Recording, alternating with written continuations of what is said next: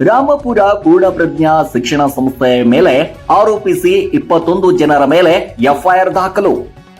ಸಂಸ್ಥೆ ಮೇಲೆ ಆರೋಪ ಕೇಳಿ ಕ್ಷೇತ್ರ ಶಿಕ್ಷಣಾಧಿಕಾರಿ ಮಾಡಿದ ಧ್ವಜಾರೋಹಣ.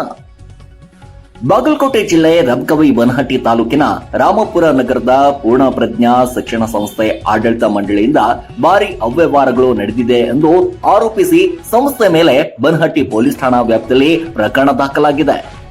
ಈ ಸಂಸ್ಥೆಯಲ್ಲಿ ಸುಮಾರು 2,000ಕ್ಕಿಂತ ಹೆಚ್ಚು ವಿದ್ಯಾರ್ಥಿಗಳು ವ್ಯಾಸಂಗ ಮಾಡುತ್ತಿದ್ದು, ಪ್ರತಿ ವಿದ್ಯಾರ್ಥಿಗಳಿಂದ ಸುಮಾರು 20,000 ಡೊನೇಷನ್ ಎಂಬ ಹಣದ ರೂಪದಲ್ಲಿ ಪಡೆದುಕೊಂಡು ಯಾವುದೇ ರಸೀದಿಗಳನ್ನ ನೀಡದೆ ಸಂಸ್ಥೆಯ ಖಾತೆಗೆ ಜಮಾವಣೆಗೊಂಡಿದೆ. ಫೋರ್ಜರಿ ಹೆಸರಿನಲ್ಲಿ ಸಹಿಗಳನ್ನ ಮಾಡಿ ಸಂಸ್ಥೆಗೆ ವಂಚಿಸುವುದಲ್ಲದೆ ಅನೇಕ ಅವ್ಯವಹಾರದ ಚಟುವಟಿಕೆಗಳಲ್ಲೂ ಕೂಡ ಭಾಗಿಯಾಗಿದ್ದ ಸಂಸ್ಥೆಯ ಅಧ್ಯಕ್ಷ ಸಿದ್ದಪ್ಪ ಮೇಣಿ ಸೇರಿದಂತೆ ಆಡಳಿತ ಮಂಡಳಿಯ ಕೆಲ ಸದಸ್ಯರು ಮತ್ತು ಅಲ್ಲಿನ ಸಿಬ್ಬಂದಿ ಕೂಡ 2015ರಿಂದ ಶಾಮೀಲಾಗಿ ಭ್ರಷ್ಟಾಚಾರದಲ್ಲಿ ತೊಡಗಿಕೊಂಡು ಶಿಕ್ಷಣ ಆಡಳಿತ ಕಾನೂನಿಗೆ ವಂಚಿಸುತ್ತಿದ್ದಾರೆ ಎಂದು ಇದೇ ಸಂಸ್ಥೆ ಸದಸ್ಯರಾದಂತಹ ಶ್ರೀಮತಿ ದಾನಮ್ಮ ಶಿವಾನಂದ್ ಕರಡಿ ಅವರು ಆರೋಪಿಸಿ ಒಟ್ಟು 21 ಜನರ ಮೇಲೆ ಬನಹಟ್ಟಿ ಪೊಲೀಸ್ ಠಾಣೆಯಲ್ಲಿ ಎಫ್ಐಆರ್ ದಾಖಲಿಸಿದ್ದಾರೆ.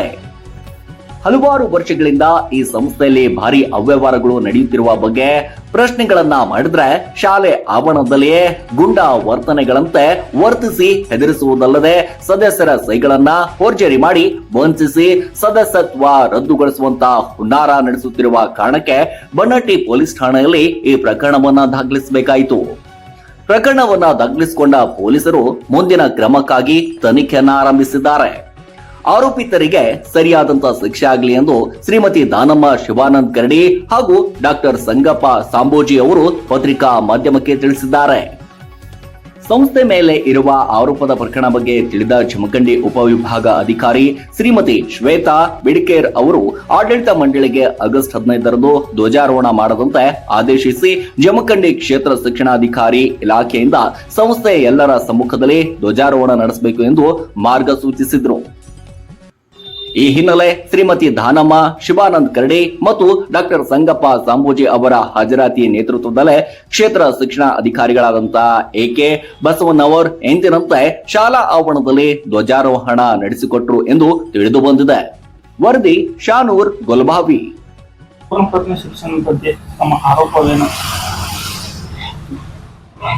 ಅವರೆಲ್ಲ ನನ್ನ ಸೈನ್ಸ್ ಎಲ್ಲ ಫೋರ್ಜರಿ ಮಾಡ್ಯಾರ್ರಿ. ಆಮೇಲೆ ದುಡ್ಡು ರೀ ಡೊನೇಷನ್ ದುಡ್ಡು ತಗೊಂಡು ಎಲ್ಲ ಏನೂ ರಸೀದಿ ಇಲ್ಲ, ಏನೂ ಇಲ್ಲ, ಎಲ್ಲಾನು ತಾವ್ ಬಳಸ್ಕೊಂಡು ಸ್ವಂತ ಆಸ್ತಿಗಳು ಭಾಳ ಮಾಡ್ಕೊಂಡಾರ್ರಿ ಅವರು. ಸಿಂಗನ್ ಅವರು, ಮೀನಿ ಅವರು, ಆಮೇಲೆ ಇವ್ರಿ ನದಾಫ್ ಅವರು. ನಾವು ಕೇಳಕ್ ಹೋಗೋಣ ನಮ್ಗೆ ಯಾವುದೂ ಮಾಹಿತಿ ಕೊಡ್ಲಿಲ್ಲ. ಅದು ಮೇನ್ ಫೌಂಡರ್ ನಮ್ಮ ಮಾವನವ್ರು ಅದಾರ್ರಿ. ಅದಕ್ಕೆ ನಮ್ಮ ಮಾವನವ್ರು ಕಟ್ಟಿ ಸ್ಕೂಲ್ ಅದು. ಅದಕ್ಕೆ ಈಗ ಅವ್ರು ಮಸಿ ಬೆಳ್ಯಾಕ ನಿಂತ್ಬಿಟ್ಟಾರ್ರಿ. ಅದಕ್ಕೆ ನಮ್ಗೆ ನ್ಯಾಯ ಸಿಗ್ಬೇಕಾಗೈತ್ರಿ. ಫೋರ್ಜರಿ ಸೈನ್ ಮಾಡ್ಯಾರ ನಮ್ಮವ್ರಿ, ನನ್ನ ಹಸ್ಬೆಂಡ್ದು. ಅದಕ್ಕೆ ನಮ್ಗೆ ನ್ಯಾಯ ದೊರಕಿಸ್ಕೊಡ್ಬೇಕಂತ ಇಷ್ಟ ಕೇಳ್ತೀವ್ರಿ. ಮ್ಯಾನೇಜ್ಮೆಂಟ್ ಎಲ್ಲ ಕೂಡ್ ಸಹಿ ಮಾಡ್ಯಾರ. ಟೀಚರ್ಸ್ 21 ಮಂದಿ ಅದಾರಲ್ರಿ, ಅದಕ್ಕೆಲ್ಲ ಅವ್ರ ಕಾರಣ ರೀ. ಹಾ ಮಾಡೇನ್ರಿ, ಎಫ್ಐಆರ್ ಮಾಡೇನ್ರಿ, ಕಂಪ್ಲೇಂಟ್ ಕೊಟ್ಟು ಎಫ್ಐಆರ್ ಮಾಡೇನ್ರಿ. ಎಫ್ಐಆರ್ ಮಾಡ್ರು 21 ಜನದ ಮೇಲೆ ಎಫ್ಐಆರ್ ಮಾಡೇನ್ರಿ. ಆಮೇಲೆ ಅವ್ರ ಆದ್ರೂ ಸಹಿತ ಅಕ್ಯೂಸ್ಡ್ ಆದ್ರೂ ಸಹ ಸ್ಕೂಲಿಗೆ ಬರ್ತಾರ್ರಿ. ಅವ್ರ ಸ್ಕೂಲಿಗೆ ಬರ್ತಾರ್ರಿ. ಅವ್ರ ಸ್ಕೂಲಿಗೆ ಬಂದು ನಮ್ಮ ಮೇಲನ ದಬ್ಬಾಳಿಕೆ ಮಾಡ್ತಾರ್ರಿ. 112 ಕರ್ಸೋದು, ನಮ್ಮ ಮೇಲೆ ಯಾವತ್ತು ಹಲ್ಲೆ ಮಾಡ್ಬೇಕನ್ನೋ ಟೈಪ್ ಹೋಗೋದು, ಸ್ಟೇಷನ್ ಕರ್ಸೋದು. ನಮ್ಗೆ ಈಗ 4-5 ಸಲ ಅದನ್ನ ಬಾಳ ಕ್ಯಾಟ್ ನಮ್ಗೆ ಇದನ್ ಮಾಡ್ಬಿಟ್ಟಾರ್ರಿ. ನಮ್ಗೀಗ ಅವ್ರ ಬರಬಾರ್ದ ಕರೆ ಆ ಸ್ಕೂಲಿಗೆ ನಮಗ್ ಬರ್ಬೇಡ ಅಂತಾರ ಅವ್ರು. ನಮಗ ಬರ್ಬೇಡತ್ತಾರ್ರಿ ಅವ್ರು. ತಮ್ಮ ಮೇಲೆ ಎಫ್ಐಆರ್ ಆಗೈತಿ, ಅಕ್ಯೂಸ್ಡ್ ಅದಾರು. ಯಾವ್ದನ್ನ ಅವ್ರ ಗಮನಕ್ಕೆ ತಗೊಳ್ಳೋರ ಹೋದ ತಕ್ಷಣ ಟೀಚರ್ಸ್ಗೆ ನಮ್ಗೆ ನೋಡ ನಮಸ್ಕಾರ ಮಾಡ್ಬೇಡ್ರಿ, ನಮ್ ಜೊತೆ ಯಾರಿಗೂ ಮಾತಾಡ್ಬೇಡ್ರಿ, ಅವ್ರೇನು ಸಂಬಂಧ ಪಟ್ಟಿಲ್ಲ, ಅವ್ರ ಏನು ಇಲ್ಲ ಅಂತ ಹೇಳ್ತಾರ್ರಿ ಅವ್ರು. ದಾನೇಶ್ವರಿ ಶಿವಾನಂದ್ ಕರಡಿ. ಇವ್ರು ದಾನೇಶ್ವರಿ ಕಾನೂನು ಪ್ರಕಾರ ಓಡಾಡ್ತಾರೆ, ಅದು ಯೋಗ್ಯ ಐತ್ರಿ.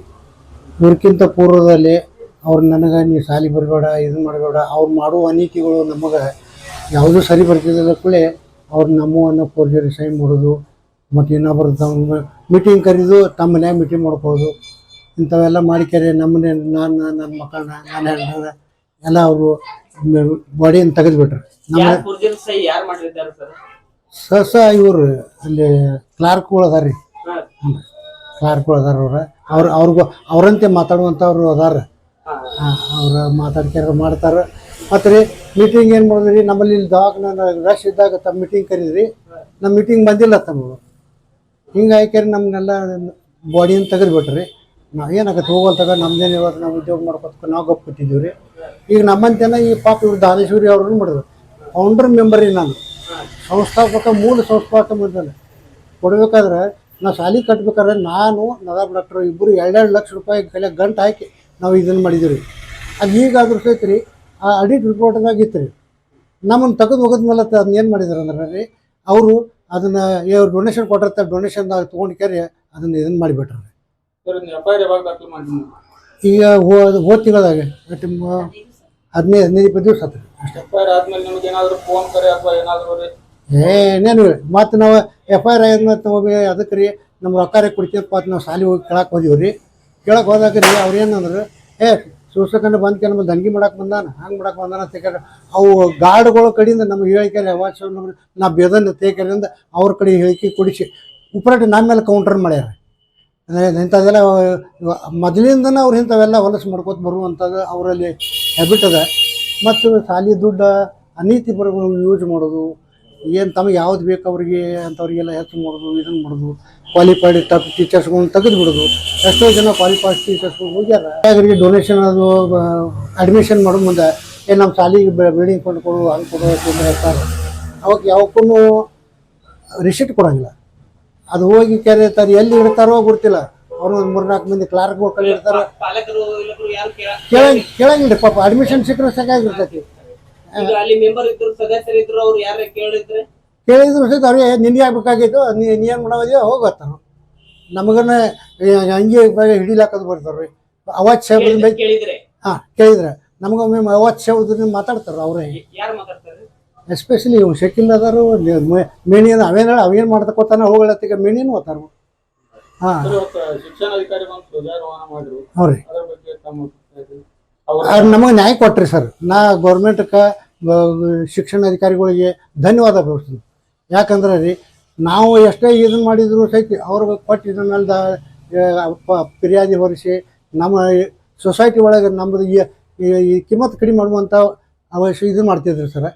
ಹಿಂಗಾಗಿ ನಾವು ಏನು ಬಿಡತ್ತೆ ನಾವು ಈಗ ನಮ್ಮ ನಾವು ಇದ್ದೀವಿ. ಇವ್ರದ್ದು ಯಾವಾಗ ಇದಕ್ಕೆ ಕೇಸ್ ದಾಖಲಾಯ್ತಲ್ರಿ, ಶಿಕ್ಷಣಾಧಿಕಾರಿಗಳ DRCS ಆಫೀಸ್ದವ್ರ ಅವರು ಬಂದು ಕೇರಿ ಅವ್ರಿಗೆಲ್ಲ ಮಾರ್ಗದರ್ಶನ ಕೊಟ್ಟಿಕೇರಿ. ಮತ್ತು ನಮ್ಮ ಮೇನ್ ಅಂದ್ರೆ ರೀ ನಮ್ಮ SS ಮೇಡಮ್ ಅವ್ರು ಭಾಳ ಮುತುವರ್ಜಿ ವಹಿಸಿ ಇದ್ರಾಗ ಏನಾಗೈತಿ, ಏನು ನೀವು ಇವರಲ್ಲಿ ಅನ್ಯಾಯ ನಡೆದೈತಿ ಅದನ್ನು ಕುಲಂಕುಷವಾಗಿ ನೀವು ವಿಚಾರಣೆ ಮಾಡಿ ರಿಪೋರ್ಟ್ ಮಾಡಿರಿ ಅಂತ. ಯಾಕಂದ್ರೆ ನಮಗೂ ಲೆಟರ್ ಕೊಟ್ಟಾರ, BO ಸಾಹೇಬ್ರಿಗೂ ಕೊಟ್ಟಿರ್ರಿ.